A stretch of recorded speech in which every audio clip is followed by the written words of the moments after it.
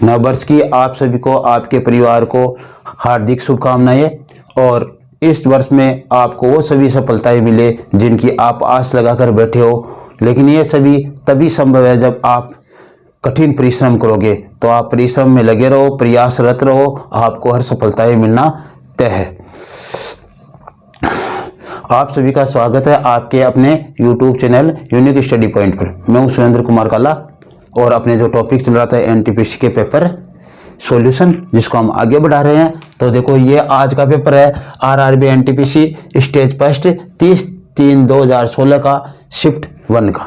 30 में आ गए हम, 28 और 29 के कर चुके, अब 30 वाले कर रहे हैं। तो देखो, पहला क्वेश्चन क्या है कि 280 और 144 का महत्तम समापवर्तक क्या है, यानी GCI या फिर HCF, GCF या फिर HCF, दोनों एक ही चीज है। तो पहले देखो, 280 हम भाग भी जिसे करेंगे इसका, 280 में हम 144 का भाग दे देंगे, तो 144 से कम 144, और यहाँ पे बच गया आपके 6, 3, 1।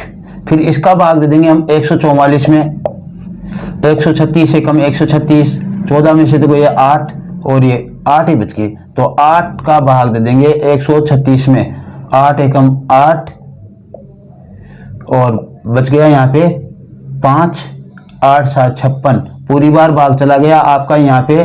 तो ये जो भाग देने पर जो मान आया आपका, जिसका भाग दिया था आपने, भाजक था, वही क्या है आपका HCF है। तो HCF बराबर 8 होगा। अब देखो आपको करना क्या है, इनमें सबसे बड़ी संख्या उसी का ही भाग देकर देख लो ना, इन दोनों में जा रहा है तो फिर इसका मतलब वो है। तो देखो इसमें 8 दूनी 8 3 24, 4 बचे 8 5 40, पूरी बार चला गया। 8 एकम 8 बच गए 6 64, 8 8 8 64 गया पूरी बार। इसका मतलब इसका ऑप्शन क्या होगा, 8 ही होगा, जो बी ऑप्शन है। इसका उत्तर क्या होगा, 8 ही होगा, जो क्या है आपका बी ऑप्शन है। फिर आगे देखो, आगे का क्वेश्चन क्या है, एक काम को P 10 दिनों में कर सकता है, क्यों उसी काम को 15 दिनों में कर सकता है। यदि वे एक साथ मिलकर 5 दिनों तक काम करते हैं तो वे उस काम का कितना भाग कर लेंगे। तो देखो P और Q, P कितने दिनों में काम करता है, P 10 दिनों में काम करता है वो, और Q कितने दिनों में करता है, 15 दिनों में काम करता है। दोनों का एलसीएम कितना गया, 30 आ गया, यानी उस काम के कितने भागों में बांट लिया हमने, 30 भागों में बांट लिया। उस काम को कितने भागों में बांट लिया, 30 भागों में बांट लिया। तो देखो ये जो आपका है P इसका 3 भाग हर दिन करता है, पर डे कितना करता है, 3 भाग, और ये कितना करता है, 2 भाग करता है पर डे। ये उसके 2 भाग को पर डे कर लेता है, ये 3 भाग को कर लेता है, ये मानकर चलो 1 मिनट। तो एक दिन में दोनों का कितना हो जाएगा, P + Q बराबर 3 + 2, ये 3/30 होगा, ये 2/30 होगा, कम वही होगा ऊपर वाला, ठीक है। अब देखो क्या किया आपने, 5, ठीक है, तो 5 आ गए। ये एक दिन में 5 बार काम कर लेते हैं वो 30 में से, दोनों मिलकर एक दिन में। तो 5 दिन में कितना करेंगे, 5 दिन में कितना काम करेंगे, 5 दिन में करेंगे 5 भाग, तो वो एक दिन में करते हैं, और 5 दिन में 25 भाग काम कर लेंगे, ठीक है। अब ये ऑप्शन तो वहां पे है ही नहीं, कोई बात नहीं है, तो करोगे क्या, कुल 30 है, 25 आपके पास है, तो 5 दिन में कितना काम कर लेंगे वो, 25/30, 5 से काट दो, 5 5 25, 5 36। तो इसका ऑप्शन क्या आ जाएगा आपका, डी ऑप्शन हो जाएगा। क्या हो जाएगा, डी, 5/6 ऑप्शन हो जाएगा इसका, ठीक है। अब आगे का क्वेश्चन देखो, आप समझो तो ये बहुत ही आसान क्वेश्चन, आगे वाला क्वेश्चन है जो है ये वाला, एक निश्चित दर राशि पर 12% की दर से 6 वर्ष तथा 12 वर्ष में अर्जित साधारण ब्याज का अनुपात क्या होगा। देखो समय का अनुपात ही निकल जाएगा, समय गुणा दर करते हम, तो देखो 12 गुणा 6 वर्ष का हो गया, और 12 गुणा 12 ये 12 वर्ष का हो गया। 6 और 12 वर्ष का होता है ना, 6 से 12 को 12 से काट दो और प्रतिशत से प्रतिशत कट जाएगा और 6 एकम 6 और 6 दूनी 12, यानी 1:2 हो जाएगा। क्या हो जाएगा इसका? 1:2 ए। हम ऐसे तो करते साधारण ब्याज के लिए, समय और दर को गुणा करके एक एग्रीगेट दर वो बना लेते हैं दर, और बस कर लिया हमने वो। ठीक है, तो इस तरीके से इसका क्या निकल जाएगा? 1:2।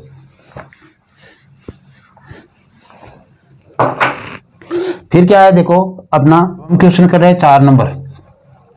4 नंबर क्वेश्चन क्या है? एक वर्गाकार मैदान के प्रत्येक किनारे पर 100 पेड़ लगे हुए हैं। वर्गाकार मैदान है, वर्ग की चारों भुजाएं क्या होती है? समान होती है। वर्ग की चारों भुजाएं क्या होती है?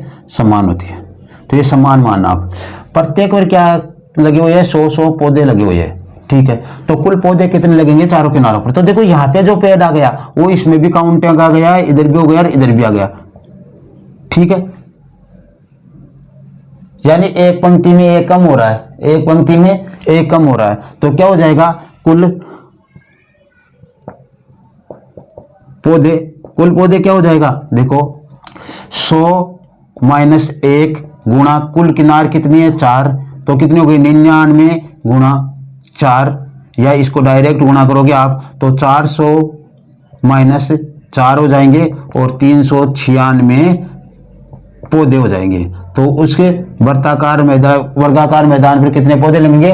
396 पौधे लगेंगे। ठीक है, अब आगे बढ़ते हैं हम 5वें क्वेश्चन पर।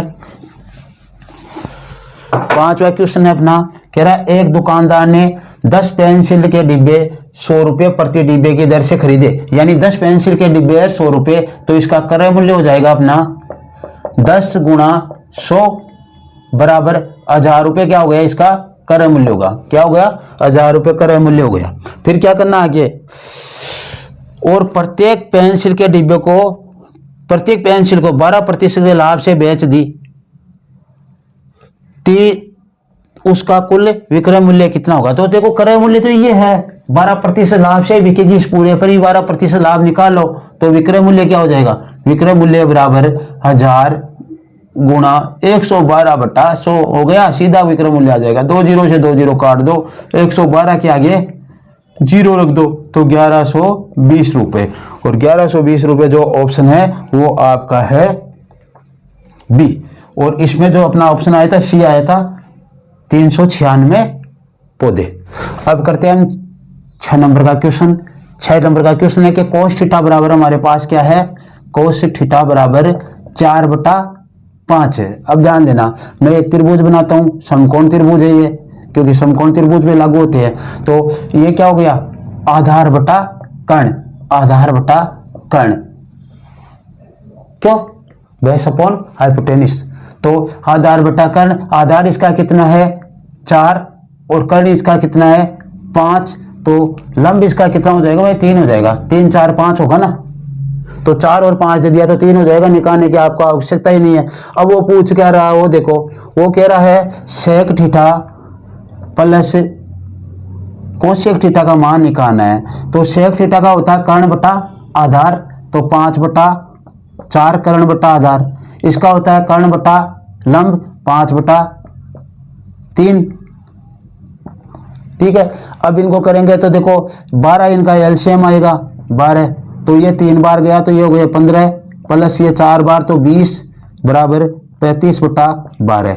35/12 इसका ऑप्शन होगा, और वो ऑप्शन है आपका सी, तो सी को आप टिक करोगे, 35/12 ये सही ऑप्शन होगा इसका।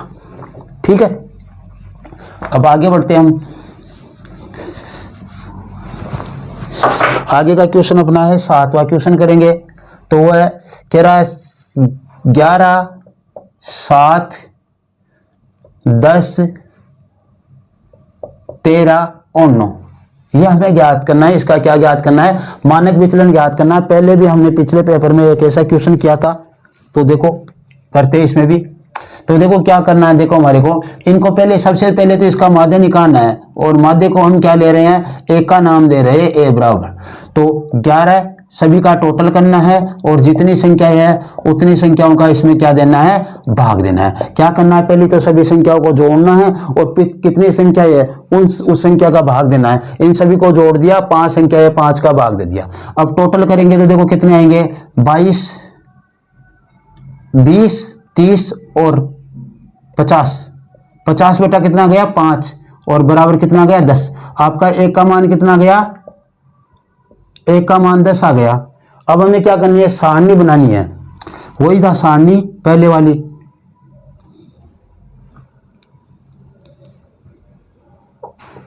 यहां पे तो क्या लिखा हमने, चरमान या विचर जिसे हम अक्ष बोलते हैं।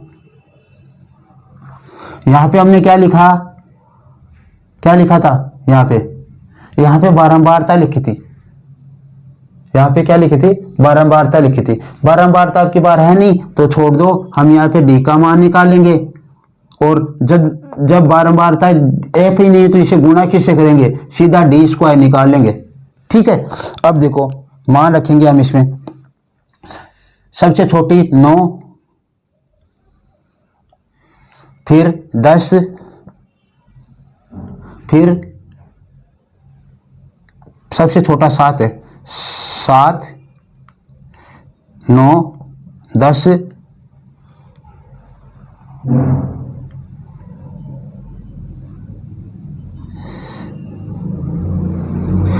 11 और 13। 7, 9, 10, 11 और 13।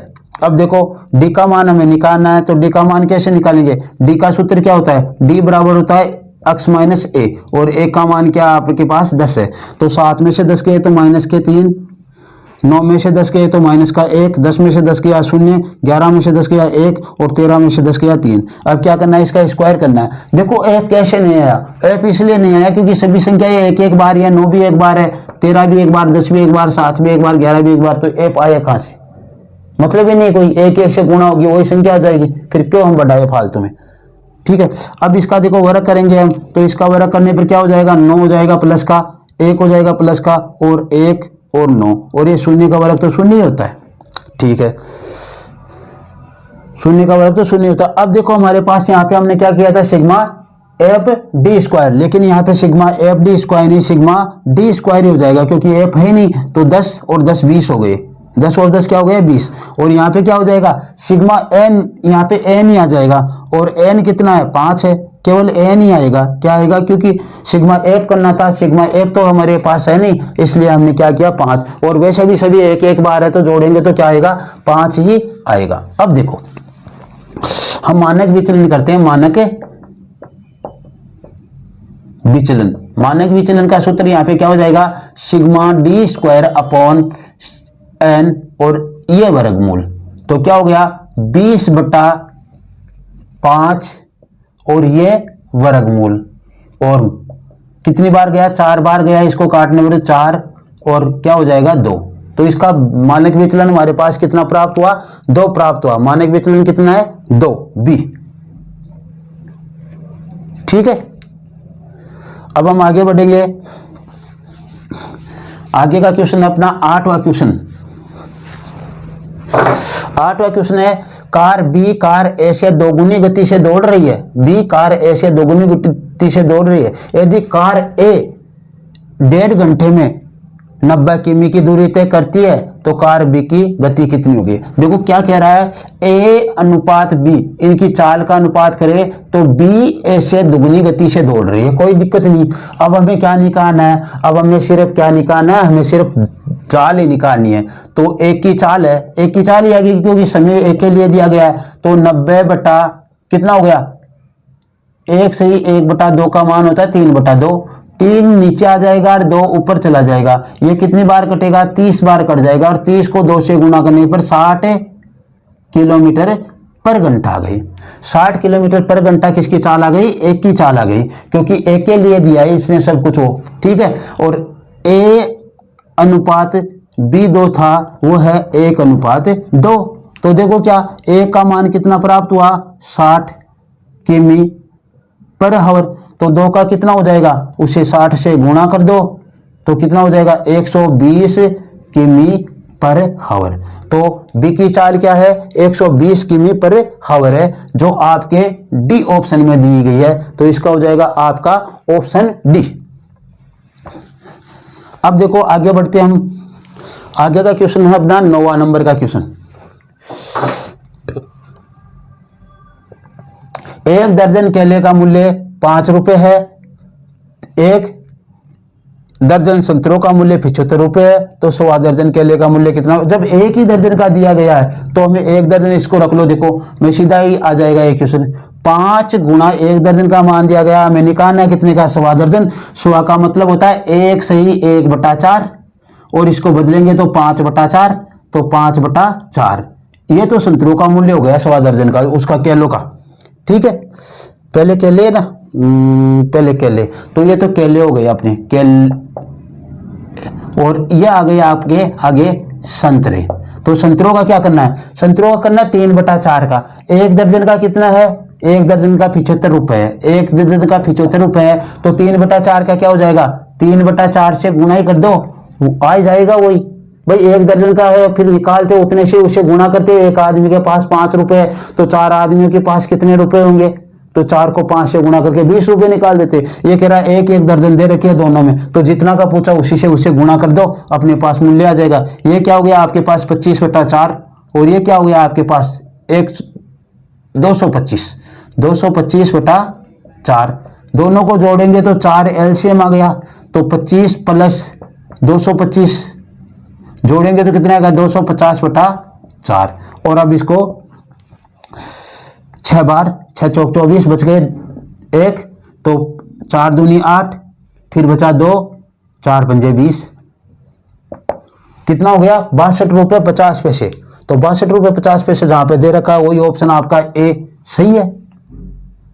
क्यों, अब देखो आगे का क्या क्वेश्चन दिया गया हमारे को।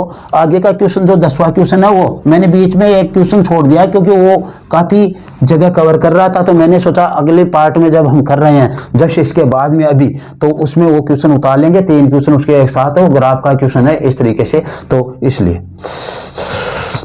तो मैंने ये 2 क्वेश्चन पहले उतार लिए। यदि 2 अंकों के का योग 9 है तथा दहाई के अंक से इकाई के अंक का अंतर 1 है, तो 2 अंकों वाली संख्या ज्ञात कीजिए। पहले मैंने बताया था इस तरीके से करते हैं। हमें इसमें क्या करना है, सीधा ऑप्शन देखो, हमें कम से कम समय लगना चाहिए, ऐसा होना चाहिए। तो ये क्या कह रहा है, देखो अंकों का योग तो इसका भी 9 है, इसका भी 9 है, इसका भी 9 है, सभी का 9 है, लेकिन ये क्या कह रहा है, दहाई माइनस इकाई अंक।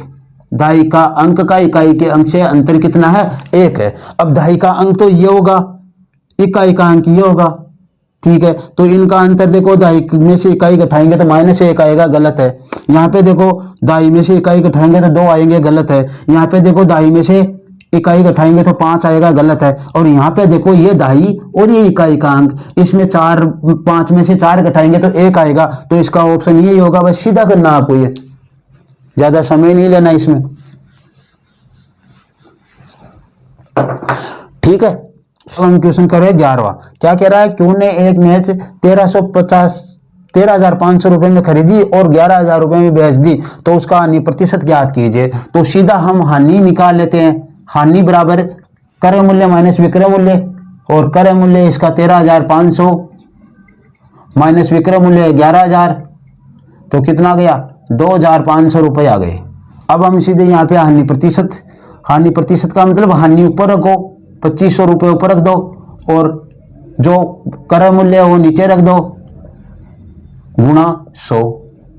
2 जीरो से 2 जीरो काट दो, 5 बार गया, और इसको 5 से काटने पर 27 पंजे 135, 27। तो क्या गया 500 बटा आपका 27 आ गया। 500 बटा 27 आ गया, तो 27 से कम 27 बच गई आपके पास 23, जीरो उतारोगे यहाँ पे, तो 27 कैसे 27 चौक 108, 27 पंजे 135, 135 दूना 270 यानी 216 हो जाएंगे। 27 अंटे 216, तो 8 बार 216 बच गया 4, और यहाँ पे 1, 27 पंजे 135, 18.5 के आसपास जो आ रहा है वही ऑप्शन हो जाएगा। देख लो 18.5 एक ही हो जाएगा आगे, क्योंकि और तो 18 किसी में है नहीं। तो इसका ऑप्शन क्या हो जाएगा आपका ए। क्या हो जाएगा ऑप्शन ए। 12, 13 और 14 क्वेश्चन है, चार्ट पर आधारित क्वेश्चन है, और इसमें कहा गया कि 4 कंपनियां हैं C1, C2, C3 और C4। वर्ष 2012, 2013 और 2014 की बिक्री मिलियन में दर्शाई गई है। तो इस चार्ट के आधार पर निम्नलिखित का जवाब दीजिए। तो पहला क्वेश्चन है कि 2012 में से 2013 के दौरान किन 2 कंपनियों ने वृद्धि की। तो देखो 2012 को लाल से, 13 को काली से और इसको नीली से। लाल 2012 लाल, 2013 नील काली और 2014 नीली से व्यक्त की गई है। तो क्या की गई है, 2012 से 2013 के दौरान किन 2 कंपनियों ने वृद्धि दर्शाई।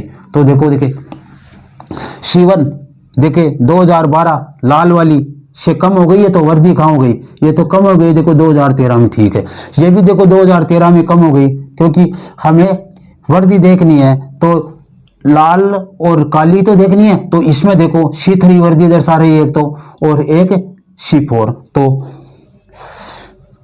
C3 सीधा लगा देता हूं यहाँ पे, C3 व C4 आपका ऑप्शन होगा C3 व C4 होगा इसका, यानी C ऑप्शन। ठीक, फिर आगे क्या दिया है, C2 की 2012 और 2014 की संयुक्त बिक्री 19 वर्षों में C3 की से कितनी अधिक है। दोनों की संयुक्त बिक्री है। तो देखो 2012 और 2014 की बात कर रहे हैं, तो लाल और नीली की बात कर रहे हैं। और किसकी की बात है, C2 की लाल और नीली। देखो संयुक्त बिक्री कितनी हो जाएगी, C2 की संयुक्त बिक्री होगी लाल और नीली। क्यों, 2012 और 14 लाल और नीली कितनी हो जाएगी, 150 प्लस 155 कितना हो गया, ये हो गया आपका 305 हो गए। ठीक, फिर आगे कह रहा है क्या कि जो आपका इसके बाद में C3 की भी उसी 19 वर्षों में बिक्री देखनी है। कौन कौन सी, C3 की लाल और नीली 125 और 135। C3 125 प्लस 135 दोनों को जोड़ लिया तो 260 हो गए। ठीक है, अब क्या कह रहा है, से कितनी अधिक है, यानी कौन सी से अधिक है उसके लिए प्रतिशत निकालना हमें। तो देखो इसका तो मान आ गया, अंतर तो कितना आ गया इन दोनों का, अंतर 40 से 45। क्यों, तो प्रतिशत 45 बटा इससे अधिक है वो, तो 260 कर लो गुणा 100 कर लो। तो देखो काटेंगे तो ये 5 से कट जाएगी, 0 से 0 काट दो और 26 का भाग ही देना पड़ेगा। फिर इसका मतलब चलो 450 में 26 का भाग, 26 एकम 26 बच गए 16, 14 और 19। तो 26 दूना 52, 26 3 68, 26 चौक 104, 26 पंजे 130, 26 छिगी 156, 26 सत्ता 162, 7 बार 162, 190 है। 26 अंटा 198 आता है क्या, हाँ, तो 7 बार। ठीक है, और 7 बार में देख लो आपके बार पास आ रही है 17.3, तो ये इसका ऑप्शन हो जाएगा। ऑप्शन देखो ना आप आगे निकालते क्यों, 17.3 क्या हो गया, इसका डी ऑप्शन हो गया। फिर क्या आपका देखो 2012 की तुलना में 2013 के लिए C1 व C4 की संयुक्त बिक्री का अनुपात क्या किए। 2012 की तुलना में 2013 में C1 और C4, 2012 और 2013 लगातार ही हुई, तो C1 की तो क्या हो गई 95 प्लस 85 हो गई, ये तो C1 हो गई। और नीचे करेंगे C4, तो C4 का क्या हो गया, C4 लगातार ही तो करेंगे C4 के लिए, तो 110, 100 प्लस 110 इनको जोड़ेंगे तो कितना आ जाएगा, ये तो हो जाएगा 180 और ये हो गया आपके 210। 1 0 से 1 0 काट दो आप, 3 से काटोगे तो ऊपर आ जाएगा 6, नीचे 7, 6 बटा 7 आ रहा क्या हुआ फिर क्या किया इसने क्वेश्चन देखो, एक मिनट दोबारा से देख लो। 2012 की तुलना में 2013 के लिए C1 और C4 की संयुक्त बिक्री का अनुपात कितना होगा। अच्छा 2012 को अलग जोड़ना, सॉरी 2012 की तुलना में 2012 में C1 और C4 की संयुक्त बिक्री 2012 लाल वाली, तो C1 तो ये हो गई 95 और C4 हो गई 195, कितनी हो गई 195 दोनों के संयुक्त। और 2013 में 2013 का मतलब काली वाली 85 और ये हो गए 195, 85 और 110 195, यानी 1:1 हो गया, 1/1, 1:1 ए आपका। अब ये देखो आपका आगे का क्वेश्चन जो आपका 15वां क्वेश्चन है, आज का लास्ट क्वेश्चन कह रहा है थीटा का मान आपको 30 डिग्री दिया गया, थीटा बराबर 30 डिग्री, तो tan square 30 degree plus coat square 30 degree, मैंने सीधा उतार दिया इसको क्योंकि tan square theta plus coat square theta दिया, इसका मान निकालना है। तो इसका मान होता है 1/√3, इसके ऊपर वर्ग कर दो, प्लस इसका √3, इसके ऊपर वर्ग कर दो, तो क्या हो गया 1/3 प्लस ये हो गया 3, जोड़ेंगे तो यहाँ पे 3, 1 प्लस ये 9 हो जाएंगे, तो 10/3, 10/3, इसका ऑप्शन 10/3 आपका डी ऑप्शन होगा। तो आज की क्लास में इतना ही। फिर से एक बार आप सभी को आपके परिवार सहित नव वर्ष की शुभकामनाएं, और यह वर्ष आपको बहुत ही खुशखबरी हो आपके लिए और आप हर ऊंचाई को इसमें छुए। Okay, thanks. यदि आज का वीडियो आपको पसंद आया हो तो आप इसे शेयर कीजिए, लाइक कीजिए, और सब्सक्राइब नहीं किया तो सब्सक्राइब कीजिए और अपने साथियों से भी कराइए। Okay, thanks, bye.